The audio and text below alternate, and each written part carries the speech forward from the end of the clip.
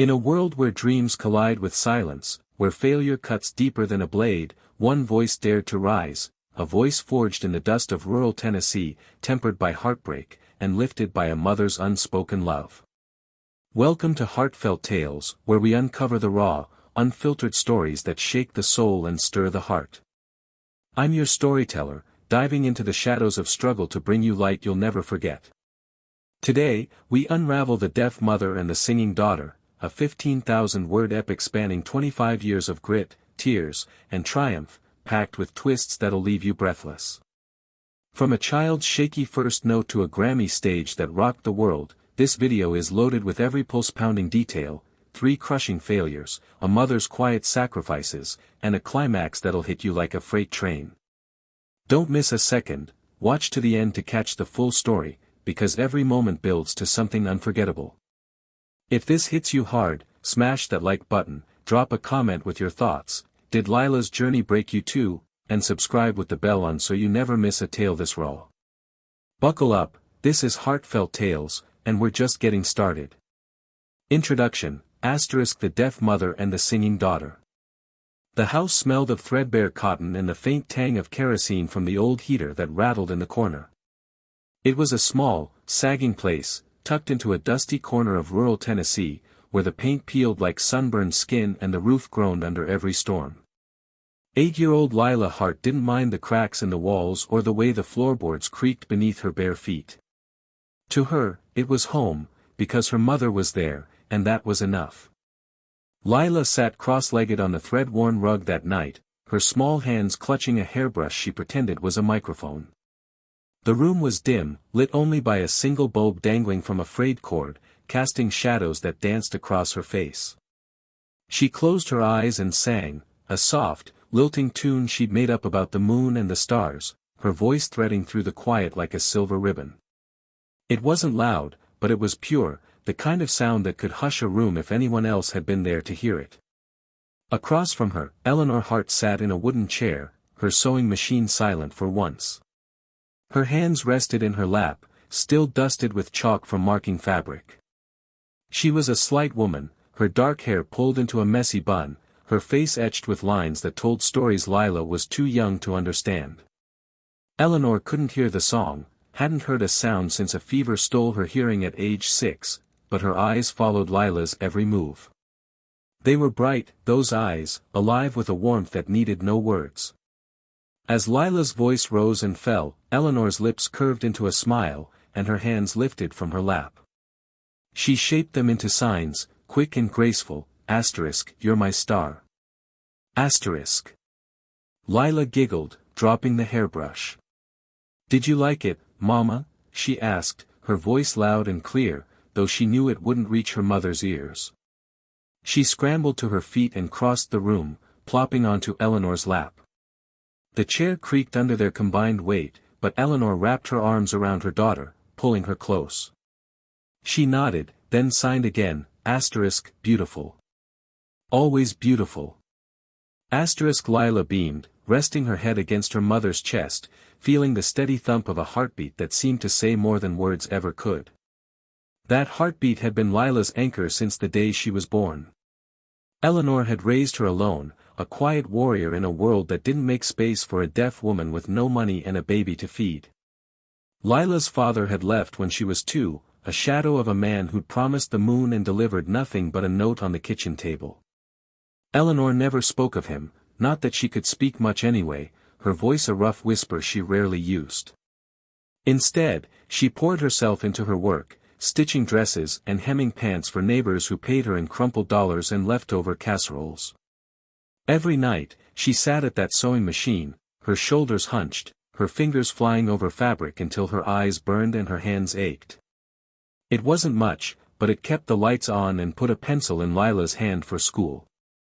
Lila didn't know the half of it then, how Eleanor skipped meals to save scraps for her, how she traded her only winter coat for a pair of shoes when Lila outgrew her old ones. All she knew was that her mother was magic, a woman who could talk with her hands and love with her eyes. And that night, as the heater sputtered and the wind whistled through the cracks, Lila felt like the luckiest girl alive. The next morning dawned gray and cold, the kind of day that made the world feel smaller. Lila pulled on a sweater 2 sizes too big, another hand-me-down, and skipped out the door with her schoolbag slung over one shoulder. Eleanor waved from the porch, her breath fogging in the air, her hands signing a quick, "Be good," before she turned back to her sewing. Lila waved back, then ran down the dirt path toward the one-room schoolhouse a mile away, her sneakers kicking up dust. School was a mixed bag for Lila. She liked the books and the way Ms. Carter, her teacher, told stories about far-off places. But the other kids weren't always kind. They called her Raggedy because of her patched clothes, and once, when she tried to explain how her mama couldn't hear, a boy named Tommy had laughed and said, "What's she gonna do, so you a new mom?" Lila had punched him square in the nose for that, earning a week of detention and a stern note home. Eleanor hadn't scolded her, though, just signed, "Brave girl," and hugged her tight. That spring, something shifted. The school announced a talent show, a rare event that buzzed through the classrooms like a swarm of bees. Lila heard about it from Ms. Carter, a wiry woman with gray-streaked hair and a voice that could carry across a field. "Anyone can sign up," she'd said, pinning a flyer to the bulletin board. "Sing, dance, juggle, whatever you've got." Lila's heart skipped. She'd never sung for anyone but her mama, but the idea lit a spark in her chest. She spent the next week practicing in secret, humming under her breath while she did chores, testing her voice against the wind when she walked home. She picked a song her mama had taught her through signs, a folk tune about a river running free. Eleanor didn't know the melody, but she'd shaped the words with her hands years ago, her fingers flowing like water. Lila wanted it to be perfect, even if her mama wouldn't hear it. The night of the talent show arrived, sticky with late May heat. The schoolhouse was packed, folding chairs crammed with parents and kids fanning themselves with paper programs. Lila peeked from behind the curtain, her stomach twisting. She wore her best dress, a faded blue thing Eleanor had stitched from scraps, but her hands shook as she gripped the microphone. Then she saw her mama in the front row, her face glowing under the harsh lights. Eleanor gave her a thumbs up, her smile steady as a rock. When Ms. Carter called her name, Lila stepped onto the stage, the wood creaking under her sneakers. The room went quiet, dozens of eyes pinning her in place. She took a breath, closed her eyes, and sang. Her voice spilled out, clear and strong, weaving through the air like a thread through fabric. She sang of the river, of freedom, of a world beyond the dust and the cracks. It wasn't flawless, her pitch wobbled once, and she stumbled over a word, but it was alive, raw and real. When she finished, the room erupted. Claps and whistles filled the air, and Lila opened her eyes to see Ms. Carter beaming, the other kids wide-eyed.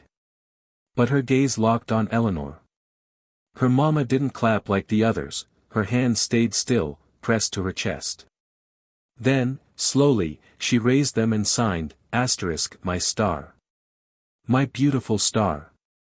Her eyes shone with tears she didn't let fall, and Lila felt her own throat tighten. Afterward, as the crowd thinned, Ms. Carter found her backstage. "Lila Hart," she said, crouching to meet her eyes, "you've got a gift. Don't you ever let it go." Her voice was firm, like she was handing Lila something heavy and precious. Lila nodded, clutching the words like a secret treasure. That night, walking home under a sky thick with stars, Lila held Eleanor's hand. The air was warm, the crickets loud, but all she could think about was Ms. Carter's words, and her mama's signs. She didn't know what a gift meant yet, or how far it could take her. But as they stepped into their little house, the heater humming its tired song, Lila felt something new stirring inside her. A dream, small but bright, like a candle in the dark. Phase 1, Early Dreams and First Failure. For years slipped by like pages in a book Lila couldn't quite read. The house hadn't changed much, the roof still leaked when it rained too hard, and the heater still coughed like an old man, but Lila had. At 12, she was taller now, her legs stretching out from the hems of dresses Eleanor patched with mismatched fabric. Her hair, once a wild tangle, hung in a braid down her back, and her voice had grown too. It wasn't just a child's warble anymore, it carried weight, a resonance that seemed to hum in her bones. She'd started singing more, not just for herself or her mama, but for anyone who'd listen. At school, she joined the choir, a ragtag group of kids who met twice a week in the cafeteria. The teacher, Miss Carter, had taken her under her wing after that talent show years ago, coaxing her out of her shyness with gentle nudges and extra sheet music slipped into her bag. "You've got something special, Lila," she'd say, her eyes crinkling at the corners. "Don't hide it." Lila didn't know if she believed her, but she loved the way the notes felt when they left her throat, like they were carrying pieces of her somewhere bigger than Tennessee. Home was still her stage, though. Every night, after Eleanor turned off the sewing machine and rubbed her tired hands, Lila would perch on the rug and sing. She'd belt out hymns she'd learned at church, or ballads she'd picked up from the radio that crackled in the kitchen. Eleanor couldn't hear the sound, but she'd watch, her face softening as Lila's hands moved to match the rhythm, little signs she'd taught herself to mimic her mama's language. Love. Sky. Free. Eleanor would smile, her fingers tracing the air, my star shines brighter every day. Lila started dreaming bigger.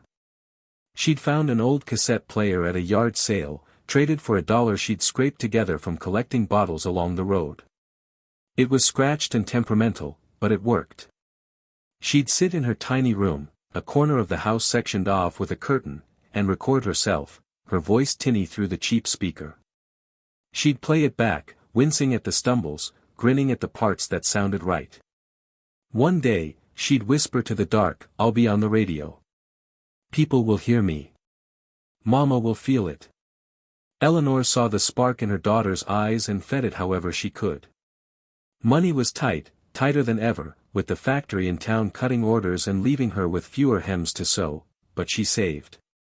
Pennies in a jar, nickels tucked under the mattress.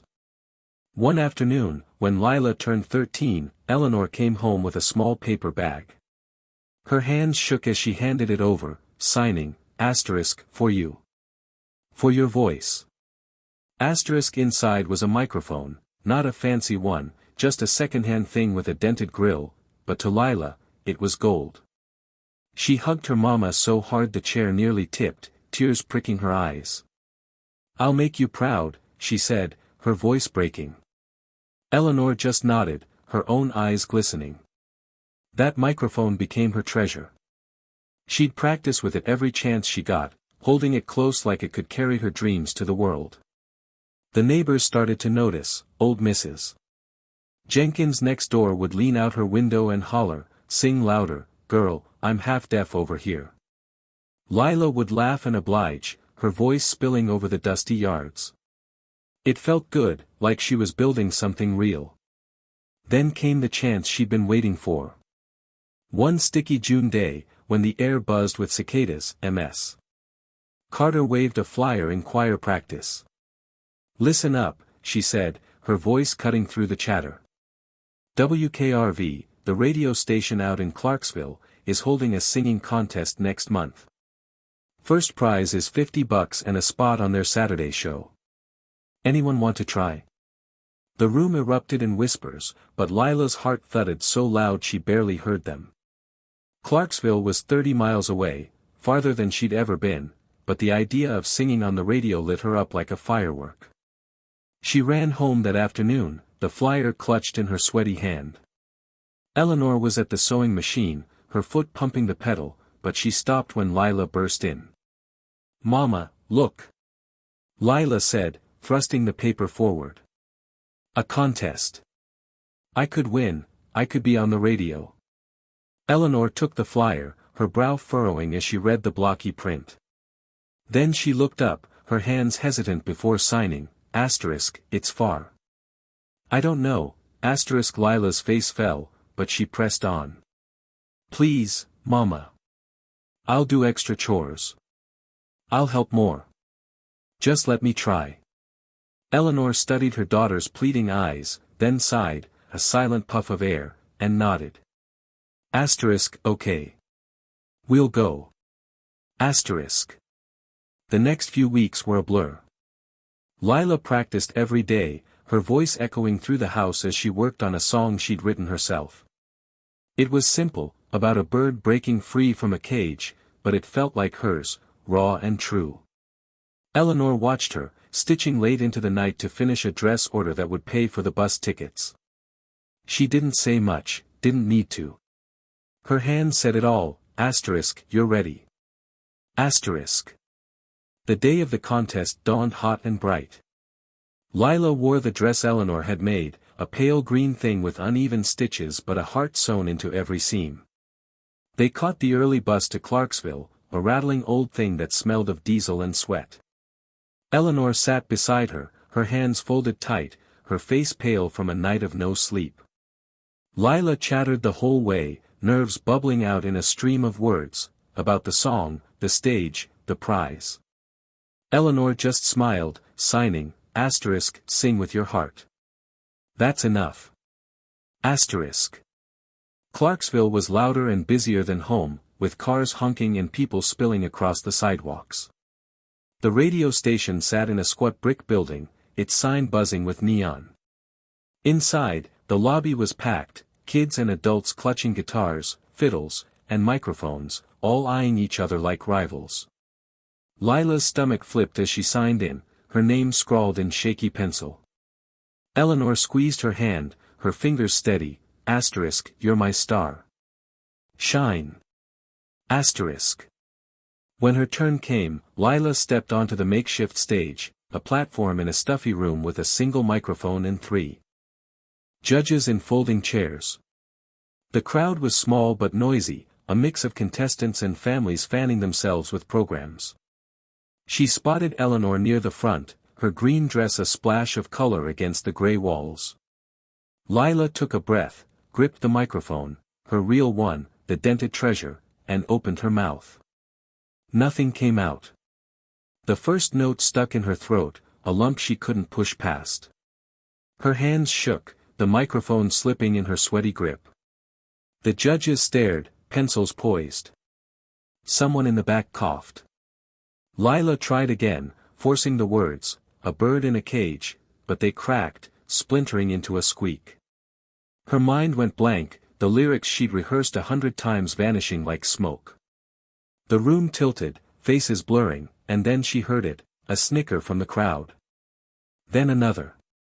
Laughter, sharp and mean, cut through the air. She ran. Dropping the microphone with a thud, Lila bolted off the stage, her sneakers pounding the floor. She didn't stop until she was outside, the sun blinding as she sank against the building's wall, sobs tearing out of her.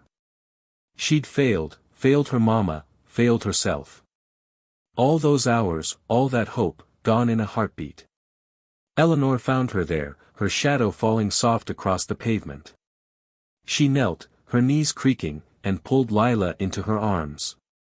Lila tried to push away, her hands flailing as she signed, I messed up. I let you down. Tears streaked her face, hot and fast. Eleanor shook her head, her own eyes wet but fierce. She signed slowly, deliberately, failure is just a step. You're still my star. They rode the bus home in silence, Lila's head against the window, Eleanor's hand on her knee. That night, Lila curled up on the rug, staring at the microphone she'd left behind in her panic. She wanted to quit, to bury her voice where no one could laugh at it. But the next morning, Eleanor handed her something new, a thin book of music lessons, its pages yellowed but crisp. Lila frowned, signing, how? Eleanor's hands hesitated, then she touched her neck, bare now, where her mother's old necklace used to hang. She'd sold it, her only keepsake, for this. Lila's chest ached, a mix of guilt and love she couldn't name. She took the book, her fingers tracing the cover, and nodded. I'll try again, she whispered. Eleanor smiled, signing, That's my girl. The road ahead felt long, but with her mama beside her, Lila knew she'd keep walking. Phase 2, Teenage Struggles and Second Failure. The years had carved new edges into Lila Hart. By 16, she wasn't the scrawny girl with a hairbrush microphone anymore. Her shoulders had broadened, her braids swapped for a loose cascade of dark hair that caught the Tennessee sun. Her voice had deepened too, still clear as a bell, but now it carried a weight, a soul that turned heads when she sang. The little house hadn't changed much, though. The roof still sagged, the heater still wheezed, and Eleanor still bent over her sewing machine every night, her hands moving like they were racing time itself. Lila had found her footing after that disaster in Clarksville. The sting of that first failure lingered, a bruise she pressed on sometimes just to feel it, but she'd kept singing. She'd joined the high school choir, a bigger group now, with actual risers and a piano that mostly stayed in tune, and Ms. Carter had pushed her harder. "You're not just good, Lila," she'd said one day, her voice sharp with conviction. "You could be great. Don't settle." Those words stuck, buzzing in Lila's head like a promise she wasn't sure she could keep. She started small, entering local contests, church talent nights, county fair showcases, anything with a stage and a microphone. Her voice won her ribbons, a few dollars here and there, and once, a cheap plastic trophy she'd set on the kitchen table like it was gold. Eleanor would come to every one, sitting in the front row if she could, her hands still when others clapped, her eyes bright with pride. Afterward, she'd sign, "My star keeps rising." Lila would grin, pocketing the winnings to buy sheet music or a new cassette for her beat-up player. It wasn't much, but it felt like a ladder, each rung lifting her a little higher. School was tougher now. The kids who teased her for her patched clothes had mostly moved on, but high school brought new pressures, grades, cliques, whispers about futures she couldn't quite picture. Singing was her escape, the one place where the world made sense. She'd walk home from practice humming, her sneakers scuffing the dirt road, dreaming of stages bigger than the fairgrounds. She'd sing for Eleanor every night, her voice weaving through the house, and Eleanor would watch, her hands tracing, beautiful. Always beautiful. Then came the scholarship. One spring afternoon, Ms. Carter pulled Lila aside after choir. "There's a summer music camp up in Nashville," she said, handing her a flyer. 3 weeks, best instructors in the state. They've got a spot for a scholarship student, and I put your name in. You got it." Lila stared at the paper, her heart pounding. Nashville, 60 miles away, a world of steel and sound she'd only heard about on the radio. The camp promised lessons, workshops, even a showcase at the end where industry folks might scout talent. "It's free," Ms. Carter added, "but you'll need bus fare and some basics. Can you swing it?" Lila nodded, though she wasn't sure.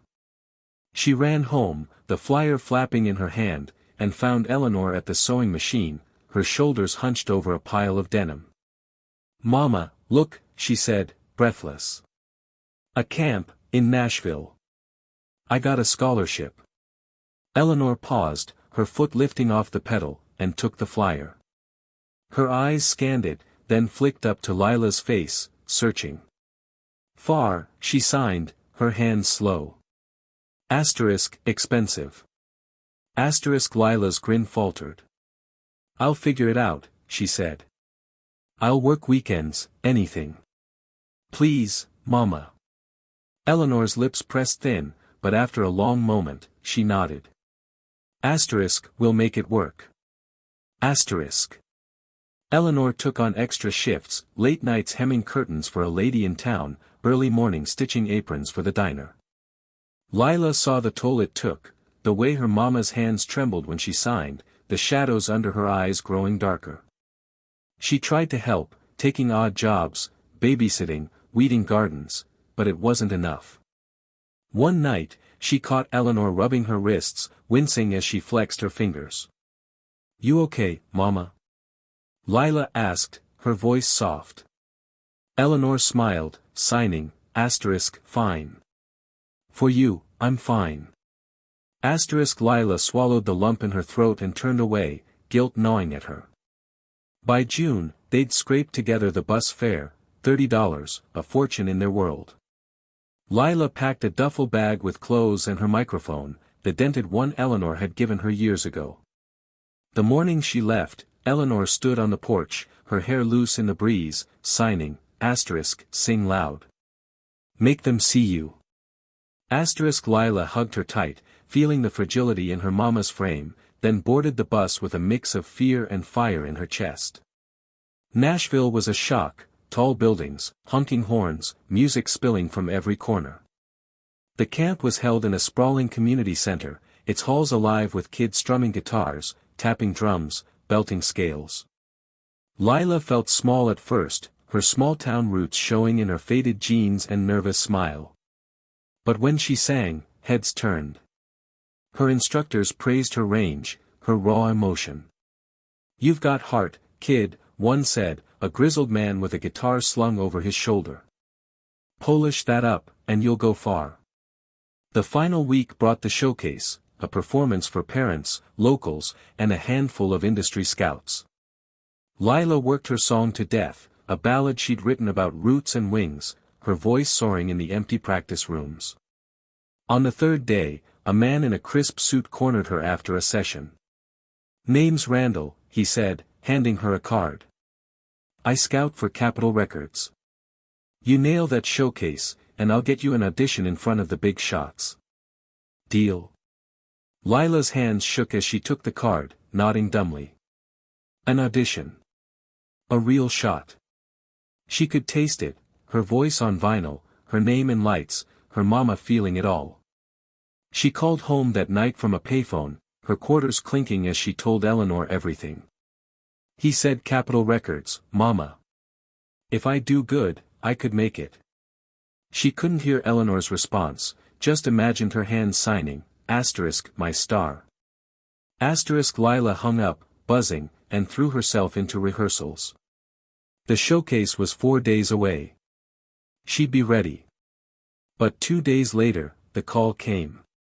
She was in the middle of a vocal warm-up when an instructor waved her to the office. "Phone for you," he said, frowning. Lila's stomach dropped as she picked up the receiver. It was Mrs. Jenkins, their neighbor. "Lila, honey, it's your mama. She's sick, real bad. Collapsed last night. She's home now, but she needs you." The words hit like a punch. "Is she okay?" Lila asked, her voice cracking. "She's weak, Mrs. Jenkins said. Overdid it, I reckon. You'd better come." Lila stood there, the phone trembling in her hand. The showcase was in 2 days. Randall's card burned a hole in her pocket. She could stay, nail the performance, chase the dream. But Eleanor's face flashed in her mind, pale and tired, her hands signing "for you, I'm fine." Lila cursed under her breath, tears stinging her eyes, and ran to pack her bag. She caught the next bus home, the 60 miles stretching into an eternity. Eleanor was in bed when Lila got there, her breathing shallow, her skin clammy. Mrs. Jenkins had been sitting with her, a bowl of soup untouched on the table. "Doctor said it's exhaustion," she whispered. "Needs rest, that's all." Lila nodded, sinking beside the bed. She took Eleanor's hand, cold and limp, and signed, "I'm here, Mama.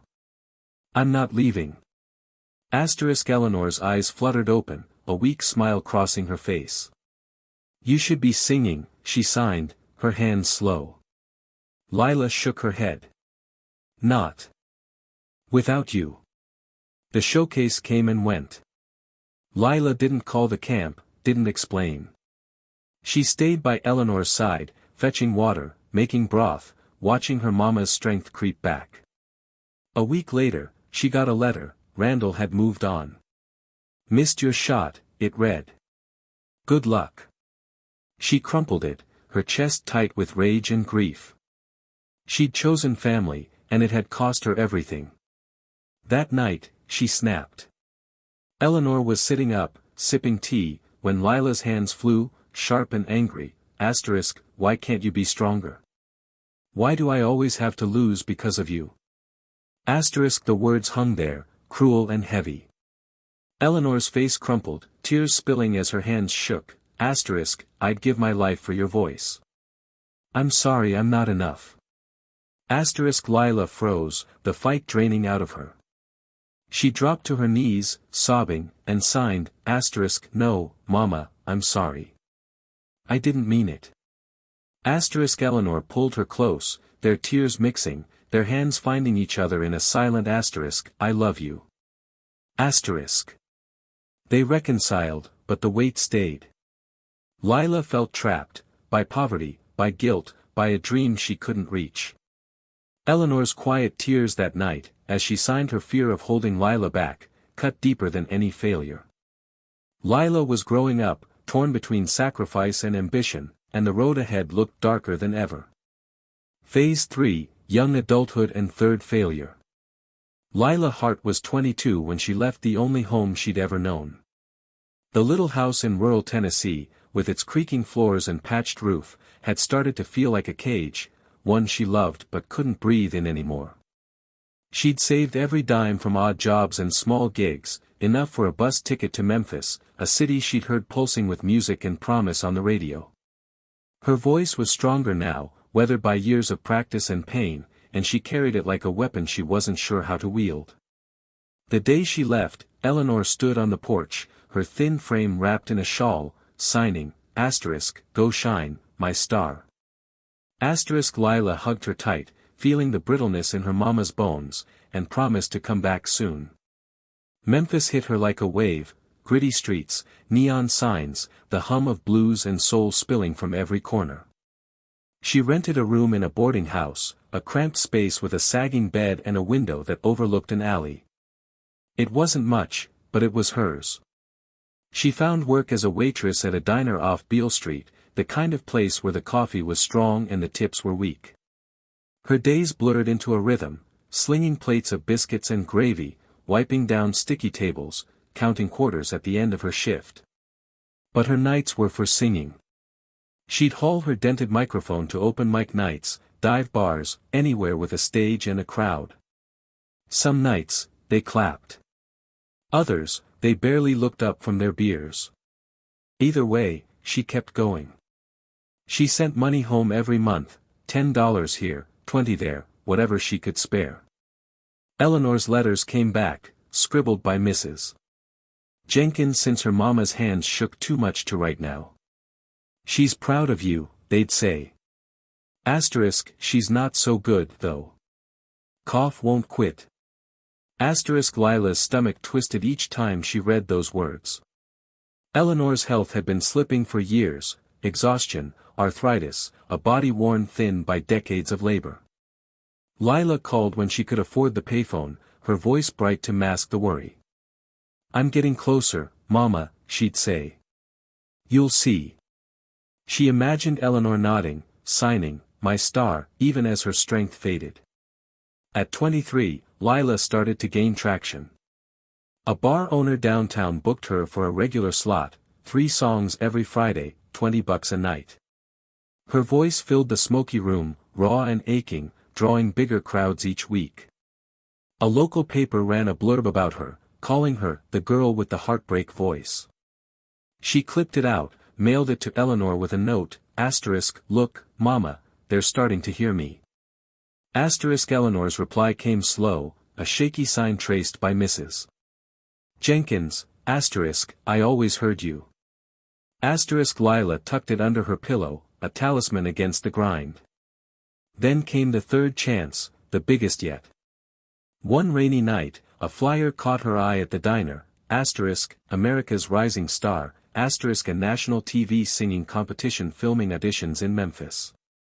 Winners got a record deal, a tour, a shot at the big time. Lila's hands trembled as she tore it off the wall.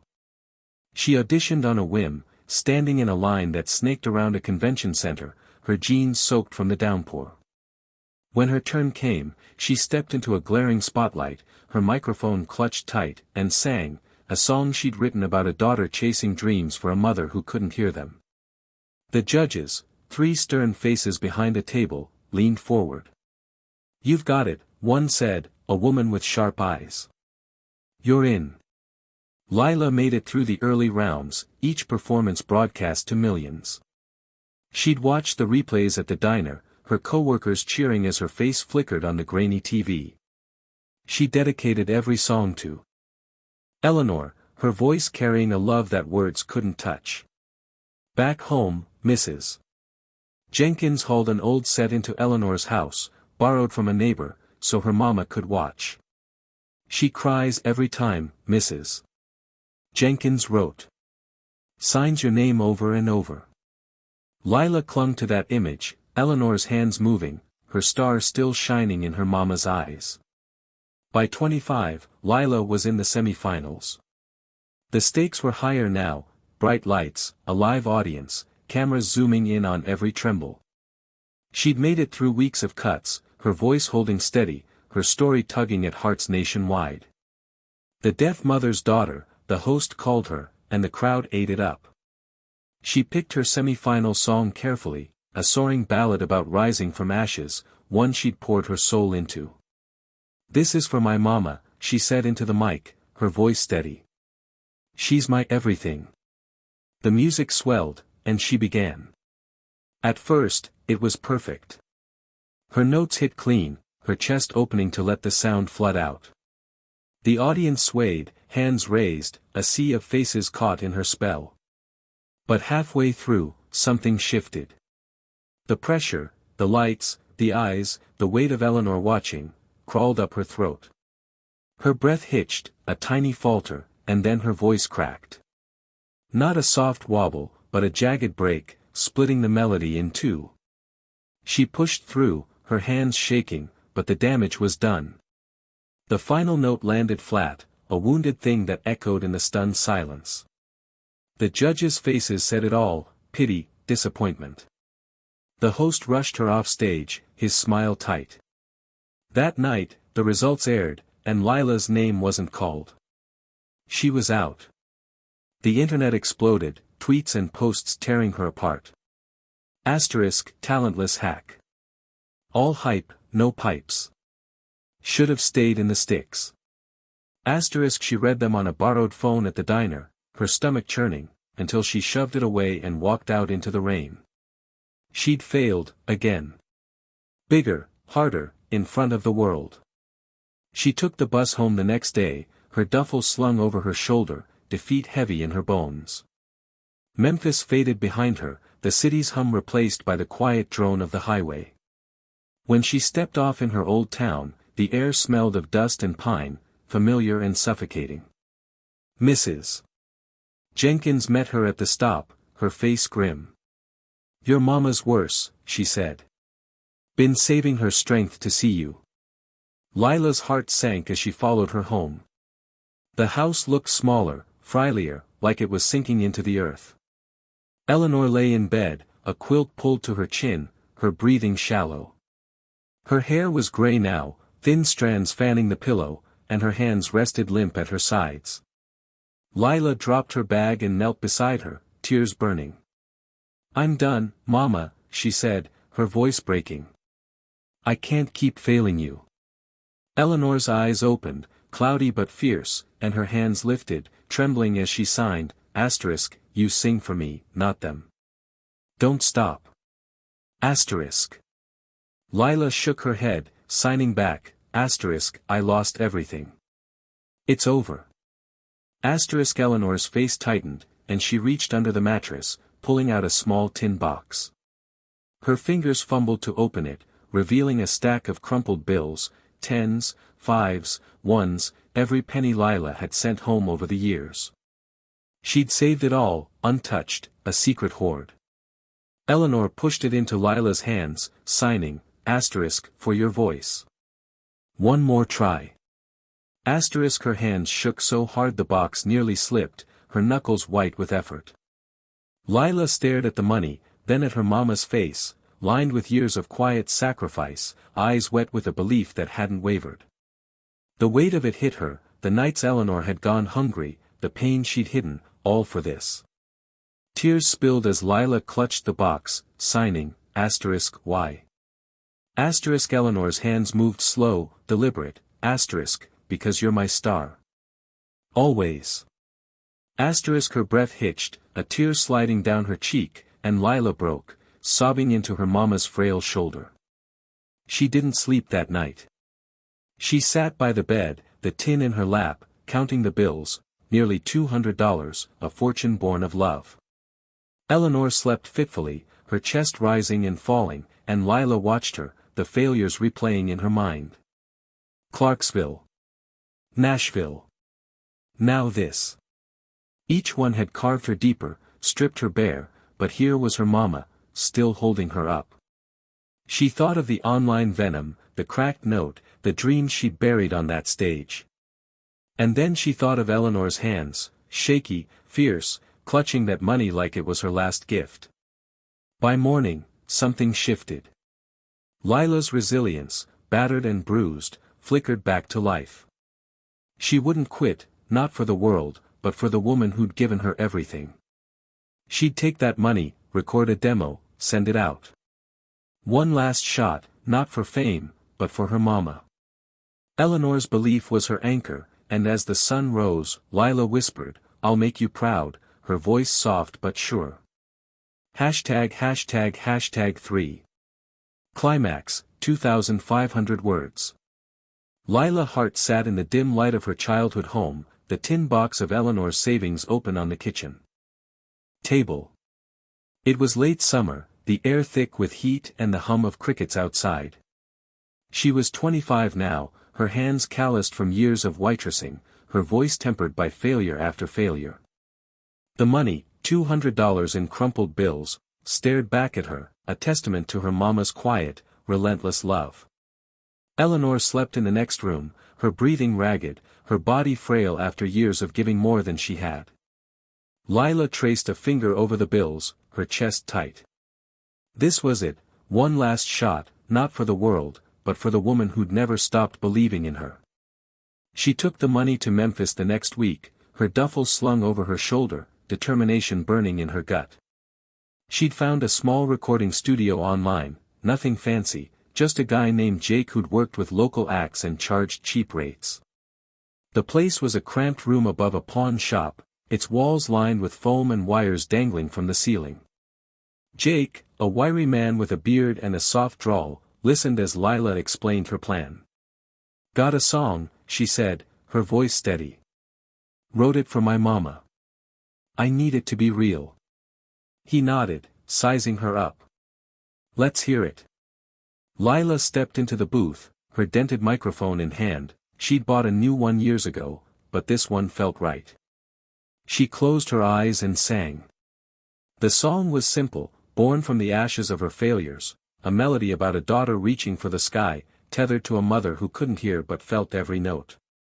Her voice poured out, raw and aching, each word a thread tying her to Eleanor. When she finished, the room was silent. Jake leaned back, whistling low. "That's something else, girl. Raw as hell. I'll mix it clean, but it don't need much." They spent 2 days recording, Lila pouring her soul into every take, Jake tweaking levels until it sounded like her heart laid bare. She paid him with Eleanor's savings, every bill a pang of gratitude and guilt. When he handed her the demo, a single CD in a plastic sleeve, she held it like it was glass. "Send it out," Jake said. "Someone's gonna bite." Lila nodded, her throat tight, and mailed copies to every producer she could find online, dozens of envelopes, stamped with the last of her diner tips, scattered like seeds into the wind. Weeks passed, then months. Fall faded into winter, and Lila stayed in Memphis, picking up shifts and open mics, waiting for a spark. Eleanor's letters grew shorter, her health slipping further, "Cold's bad this year, misses." Jenkins wrote. "She watches your old tapes, signs your name." Lila clung to the demo's promise, singing her song to bar crowds who didn't know its weight. Then, one gray January day, her boarding house phone rang. Lila Hart, a voice asked, smooth and clipped. "This is Tom Ellis, Ellis Records. Got your demo?" That voice, damn, it's real. "Can you meet me in Nashville?" Lila's heart stopped. She stammered a yes, hung up, and cried into her hands. 2 days later, she was in Nashville, sitting across from Tom, a lean man in a suit, his office lined with gold records. He played her demo on a sleek stereo, her voice filling the room. "This," he said, tapping the CD, "is a hit.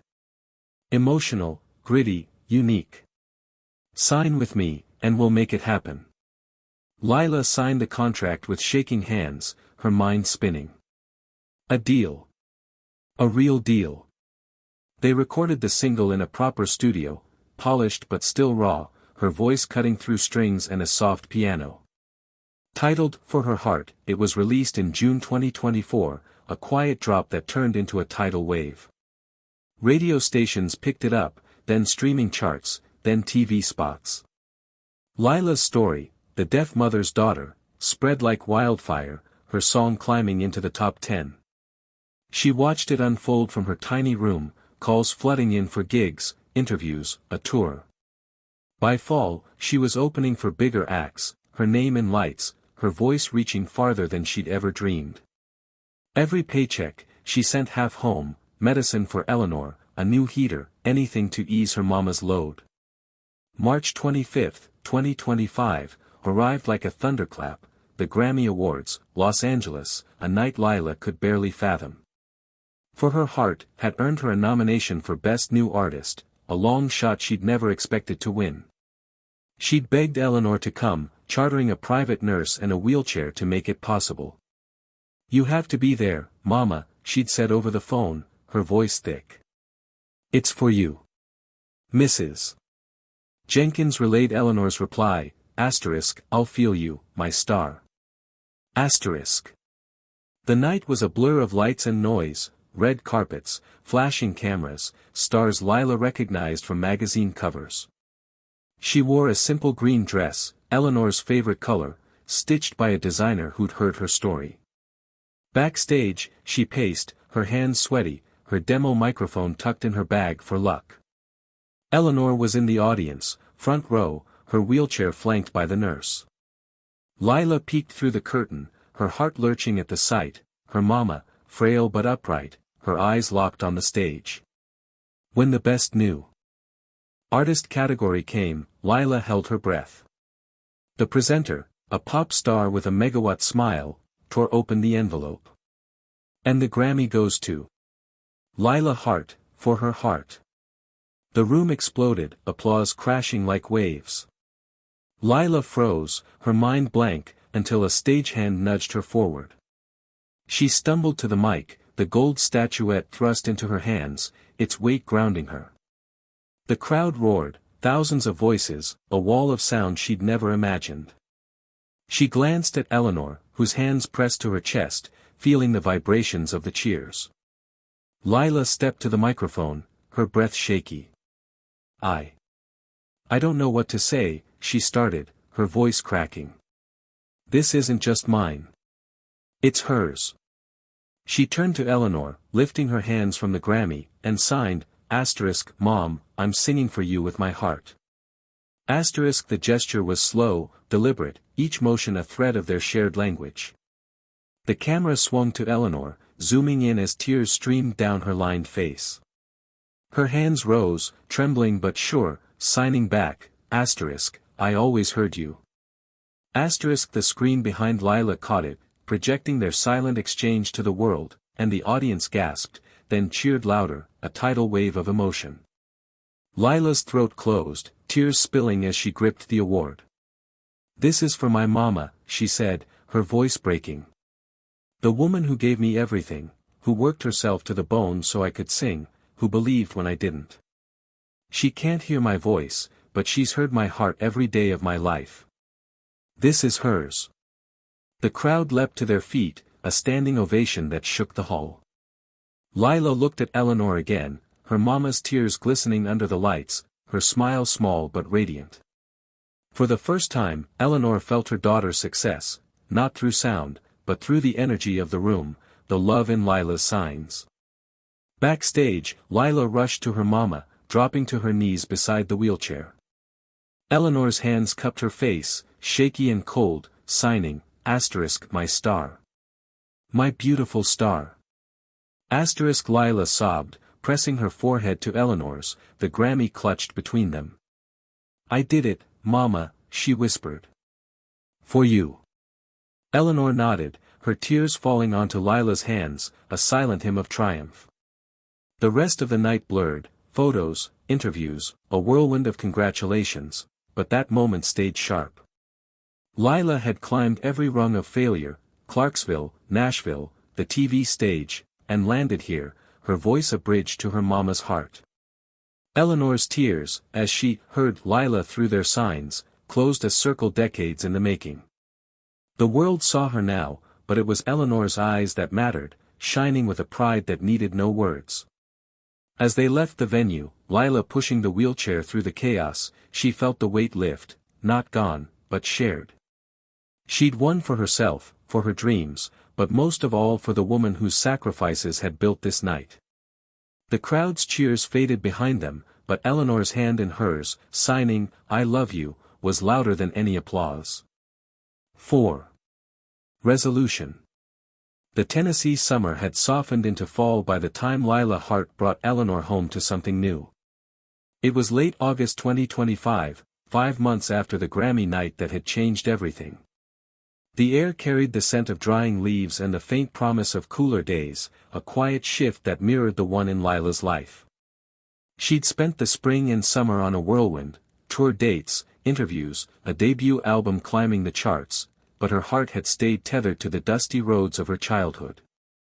With her earnings, she'd bought a house, not the sagging shack they'd lived in for decades, but a small, cozy place a mile down the road, with white siding, a sturdy roof, and a porch that didn't creak. The day they moved in, Lila pushed Eleanor's wheelchair up the ramp she'd had built, her hands steady on the grips. The house smelled of fresh paint and pine, its rooms modest but warm, wood floors, a kitchen with a new stove, a bedroom for Eleanor with a window facing the sunrise. Lila had furnished it simply, a soft couch, a table she'd sanded herself, a heater that hummed instead of rattled. She'd spent every penny with her mama in mind, wanting a space where Eleanor could rest, where the years of strain could finally ease. "What do you think, Mama?" she asked, signing as she knelt beside the chair. Eleanor's eyes roamed the room, her hands lifting slow, perfect. "Home." Her smile was faint but real, and Lila felt a knot in her chest loosen. They settled in that afternoon, Lila unpacking boxes while Eleanor watched from the couch, a quilt over her lap. The Grammy sat on a shelf above the fireplace, a golden beacon catching the light, and beside it, the dented microphone, it scratches a map of their journey. Lila hummed as she worked, a soft tune she'd written on the road, her voice threading through the quiet. Eleanor's hands rested on the quilt, her fingers twitching faintly to the rhythm she couldn't hear but felt through the vibrations in the air. Lila caught her eye and grinned, signing, "For you." Eleanor nodded, her hands shaping, "Always for me." That night, they sat together on the porch, the sky bruising purple above the trees. Lila leaned against the railing, her legs stretched out, while Eleanor sat beside her, a shawl around her shoulders. The crickets sang their endless song, and Lila let her voice join them, humming low and steady. Eleanor closed her eyes, her head tilting as if listening, her hands pressed to the armrests to catch the faint tremble of sound. It was a moment Lila wanted to bottle, her mama at peace, the weight of years lifting, if only for a breath. She reached over, squeezing Eleanor's hand, and signed, "We made it, Mama." Eleanor's eyes opened, wet and bright, signing back, "You made it. My star." In the weeks that followed, Lila slowed down. The tour was done, the album steady on the charts, and she'd told her label she needed time to be home, to be with Eleanor. She'd spent too many years chasing, running from failure to failure, and now, with the Grammy in hand, she wanted to stand still. She started writing again, not for the world but for herself, songs that spilled out in the quiet of the new house. She'd sit at the table, pencil scratching paper, and think about the road she'd walked, each stumble, each fall, each hand that had pulled her up. Looking back, Lila saw the lessons in every bruise. Clarksville had been her first taste of fear, the laughter of that crowd teaching her humility, forcing her to dig deeper. Nashville had broken her heart, the choice between her dream and her mama forging a selflessness she hadn't known she had. The TV competition, those cruel online words, that cracked note, had nearly buried her, but it had also burned away the last of her doubt. Each failure had been a hammer, shaping her into something stronger, something real. And through it all, Eleanor had been her wings, tattered, fragile, but lifting her higher than she could have flown alone. The late nights at the sewing machine, the sold necklace, the tin of saved bills, every sacrifice had built this life, this moment. Lila wanted to give back. In September, she started a foundation, *Heartstrings*, for deaf parents and aspiring artists, a way to honor Eleanor and help others like them. She poured her tour earnings into it, hiring staff to teach sign language, fund music lessons, offer grants. She spoke at the launch in Memphis, her voice steady as she said, "My mama couldn't hear me, but she gave me a voice." This is for her, and for every kid with a dream, every parent who believes. The crowd cheered, and later, Eleanor signed from her wheelchair, *proud. So proud. Lila hugged her, whispering, "It's yours, too." By October, Eleanor's health had stabilized, not strong, but steady. The new house, the medicine Lila could now afford, the rest, it all helped. She still tired easily, her hands shook when she signed, but her eyes were clear, her spirit fierce. Lila took her out when she could, short walks in the wheelchair, trips to the diner where folks stopped to shake her hand, marveling at the Grammy girl. "You're a legend now," they'd say, and Lila would laugh, signing to Eleanor, "*they mean you." Eleanor would roll her eyes, but her smile betrayed her. The closing moment came on a crisp Saturday in late October, at a local event, the County Harvest Fair, the same one where Lila had won ribbons as a teen. They'd asked her to sing, a homecoming performance, and she'd agreed, wanting Eleanor to see it. The fairgrounds buzzed with life, kids chasing each other, booths selling cider and quilts, a small stage strung with lights. Lila wore jeans and a green sweater, her hair loose, the Grammy nowhere in sight. This wasn't about fame, it was about roots. Eleanor sat in the front row, her wheelchair parked on the grass, a blanket over her knees. The crowd, neighbors, old classmates, folks who'd known her since she was a kid, filled the seats behind her, their faces warm with pride.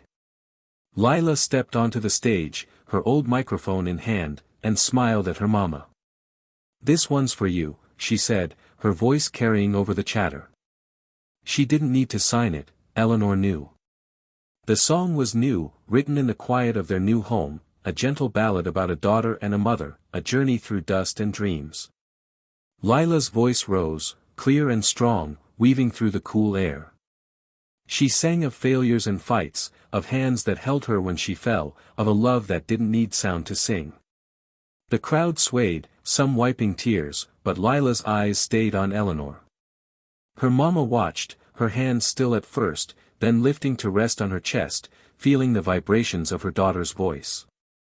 As the final note faded, the fairgrounds erupted, claps, whistles, shouts of her name. Lila stepped off the stage, her heart full, and knelt beside Eleanor. The crowd's noise washed over them, but it was the silence between them that mattered. Eleanor's hands rose, shaky but sure, signing, *I love yo.